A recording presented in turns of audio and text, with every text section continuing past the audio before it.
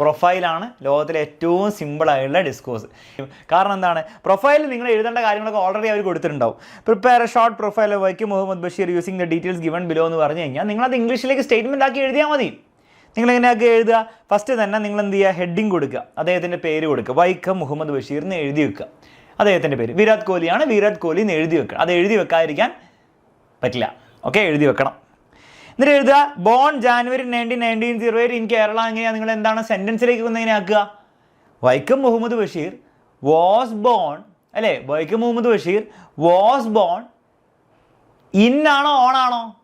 കൃത്യം ഡേ കൊടുത്തിട്ടുണ്ടെങ്കിൽ എപ്പോഴും ഓൺ ഉപയോഗിക്കണം. ജാനുവരി 19 എന്ന് പറഞ്ഞാൽ കൃത്യം ഒരു ദിവസമാണ്.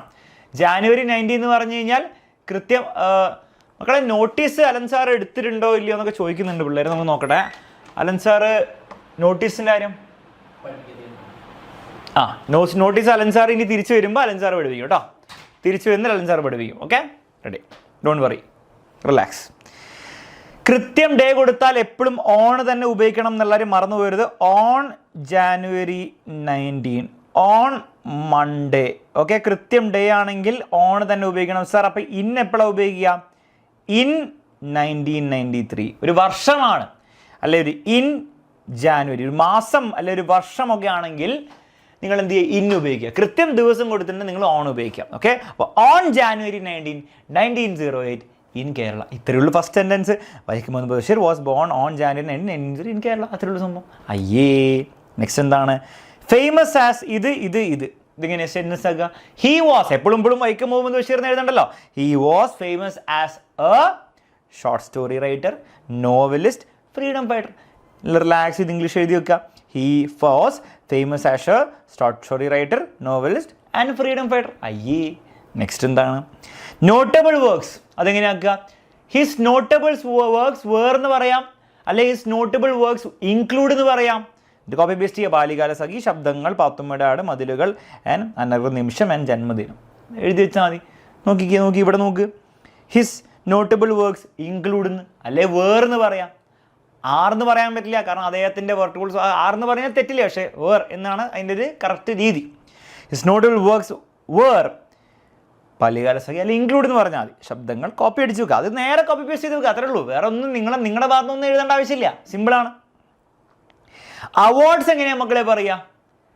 ഹിസ് അവാർഡ്സ് ഇസ്, അല്ലെ ഹിസ് അവാർഡ് ഇസ് എന്ന് പറയുമോ? ഇല്ല, അദ്ദേഹത്തിൻ്റെ അവാർഡല്ലല്ലോ, അദ്ദേഹത്തിന് ലഭിച്ച അവാർഡല്ല. അപ്പം നമ്മൾ എന്താ പറയുക? ഹി വാസ് അവാർഡഡ് എന്ന് പറയും. He was awarded the Padmashri in 1982. Okay, he was awarded. He were അല്ല, ഹി വാസ് അവാർഡഡ്. അപ്പോൾ എഴുതണം he was awarded the Padmashri in 1982 ആണ്, ഓൺ 1982 അല്ല, കാരണം ഇയർ മാത്രമേ ഉള്ളൂ. ഓക്കെ, ശ്രദ്ധിക്കുക കേട്ടോ. ബോക്സ് വരയ്ക്കേണ്ട ആവശ്യമൊന്നുമില്ല. ബോക്സ് വരച്ചാലും തെറ്റില്ല, പക്ഷേ ബോക്സ് വരയ്ക്കേണ്ട ആവശ്യമില്ല. ടൈറ്റിൽ കൊടുത്താൽ മതി, പേര്.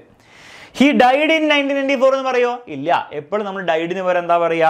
ഹി പാസ്ഡ് അവേ ഇൻ, ഓണല്ല, ഇൻ 1994. ഇത്രേ ഉള്ളൂ. ക്ലിയർ ആണല്ലോ?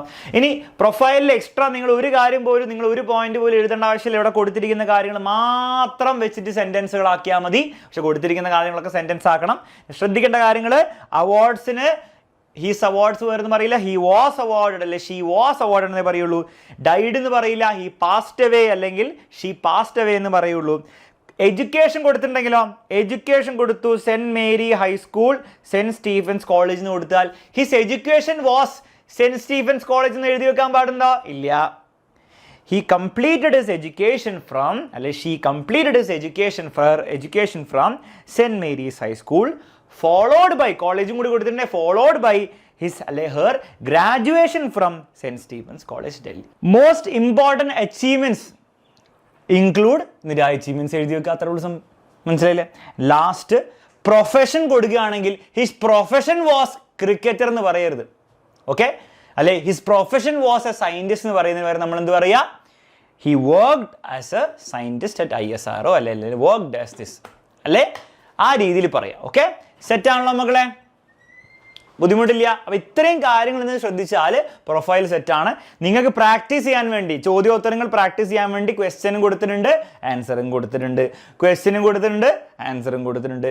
ക്വസ്റ്റ്യനും കൊടുത്തിട്ടുണ്ട്, ആൻസറും കൊടുത്തിട്ടുണ്ട്. ക്വസ്റ്റ്യന് കൊടുത്തിട്ടില്ല. അത്രേ ഉള്ളൂ.